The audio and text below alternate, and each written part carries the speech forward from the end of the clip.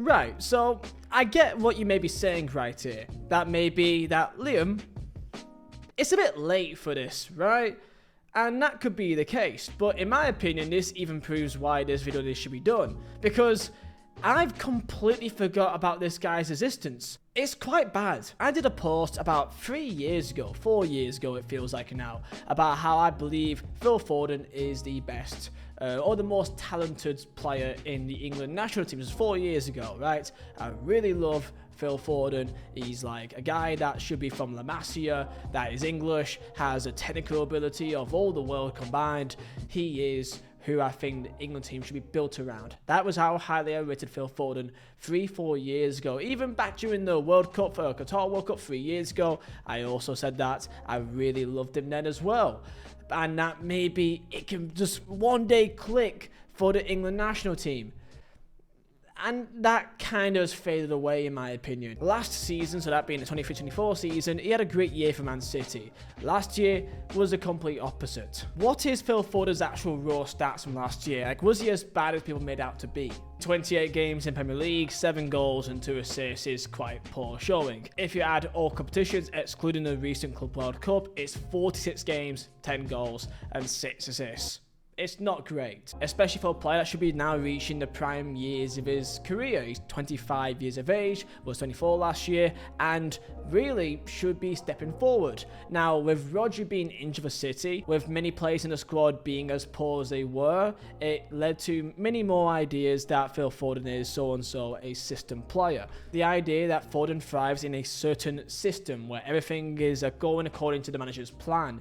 With Rodri being injured, that is a massive piece of that system now destroyed. But there's a lot more around that that's got into why Phil Foden has been nowhere near the same player this year. And why is he not the same player as he was for England for what he was for City? I really want Foden to work out at England, but each time he gets given a chance, he seems like he's too scared to really make it count. This year, it seems like he's had a ton of issues. He's got injuries, he's got illnesses, he's got surgery, he's got the poor European Championship, he's got family circumstances of having a ton of kids. I think he's got 4 kids now. So comment down below your thoughts on Phil Foden. Kind of where do you see him as a footballer? Can you see him still being as successful outside of City, or do you think he is just a system player? Was he overrated the entire time? Or is it a mentality issue? Tell me down below, like, subscribe, and Mazola Designs for the best football prints all made by myself. Use code Vizeh for 15% off all items. People comparing him to Rashford in terms of he had a purple patch season and now he's gone back to where his actual level is. Last year, of course, was great in 35 games, 19 goals, 8 assists, of course, won the league, everything else. The year before that, he wasn't really known for scoring too many more goals. 11 goals in 32 games in the league, only 1 goal in 8 Champions League games. Phil Foden stepped up against West Ham to win the Premier League for them. He also stepped up in the Champions League away at a Santiago Bernabeu, which had a fantastic strike as well. A lot of talk has been done about the fact that he's a father with 3 kids. One of my favorite comments was from a guy saying he needs to consult with an expert on how to pull out, or get more sister wives, pass the kids off like a pyramid scheme.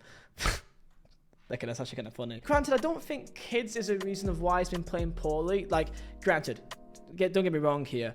As someone that has 2 kids and I'm relatively quite young, you can be quite tired, but he's a very rich guy who, of course, can afford to pay for nannies and literally anything in the world that can help them. So I don't know if this will affect him all too much. But when you've got rumours coming out within the City group saying that the players are privately worried about him, then it's fair to have that conversation. Look, he's still a relatively young player that has a lot of expectation, was at a high level of playing and is no longer performing at that level anymore, which of course there's the demand and there's even more pressure on reaching that level again. Injuries of course has been a factor of this as well. He's not been able to really go all out every single time. And the fact of the matter is, most players that plays now, they always are playing through some kind of injury, have some kind of strain, have something a bit pulley in their muscle somewhere in their leg that they just have to play through because it's not that disastrous and there's not many other options. And Foden with England, of course, hasn't helped in the Euros. He was involved,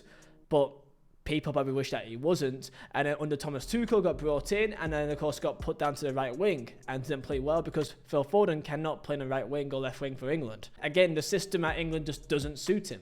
The game that people mention the most is the Manchester derby between United and City, where in that game he was really poor, just low in energy, low in any confidence, was either giving the most easiest simple passes or trying to do anything different, and he simply lost the ball. He lost the ball 14 times in that game and only completed 60% of his passes. Now, don't get me wrong, he has played in Club World Cup as Wydad AC and of course assisted Doku, but I'm not really going to take much off Phil Foden beating Wydad in Club World Cup as much to go off here. No matter how poor you're doing in your regular league season, playing against players that are much lesser quality, you will of course look a lot better compared to them. And of course there'll be more opportunities for through balls and dribbling abilities where you're playing against players that are not as good as what you're typically up against. So I'm not taking this game against Wydad as an example that he's now back. And I think there's one really simple way of just seeing why Phil Foden doesn't seem to really be fully on it and confident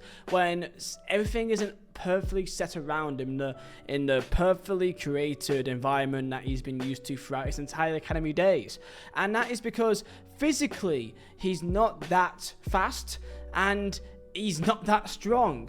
He's a very lightweight player which dribbling wise has an immense technical skill. His first touch and everything is incredible, but he's not really got like the dribbling ability from what I've seen to really take on a man in a 1v1 situation. He's more of a pass and move kind of guy, which you need players very close around you to really make that work. In England, under a new system, especially when he's playing out wide, he's not got the pace to really take on a man, and he's not really a 1v1 specialist anyway because he plays much more narrow in the City system. So that's why for England, if he tries to go left, tries to go right, it doesn't work.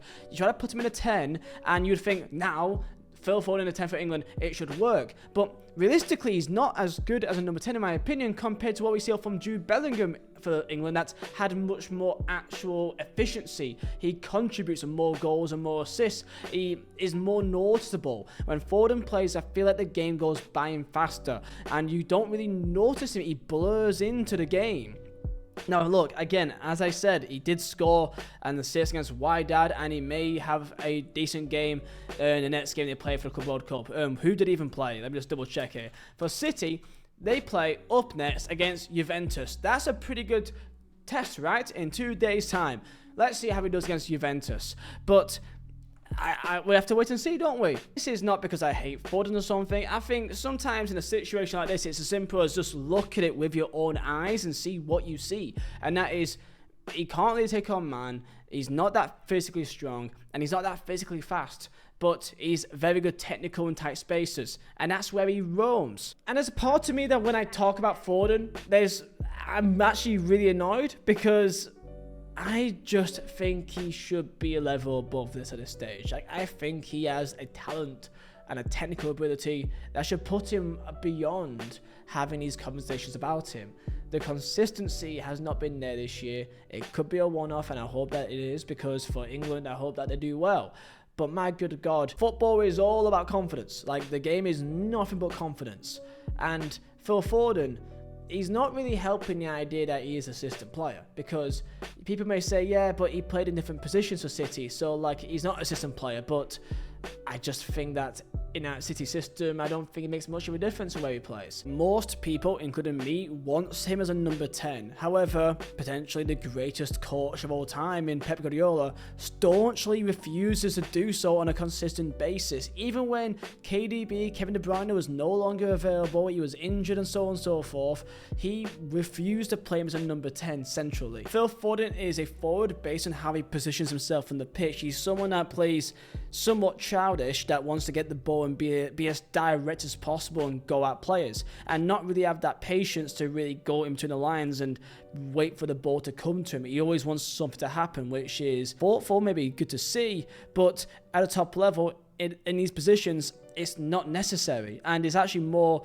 of a concern to the structure of the team than anything else. So is there anything wrong in being a system player? Raheem Sterling is one of the greatest system players of all time for City. That was incredible for City in that role. and anywhere else, he kind of shines like he doesn't belong. When I see him play for England, he's never, ever the same player that he is for City.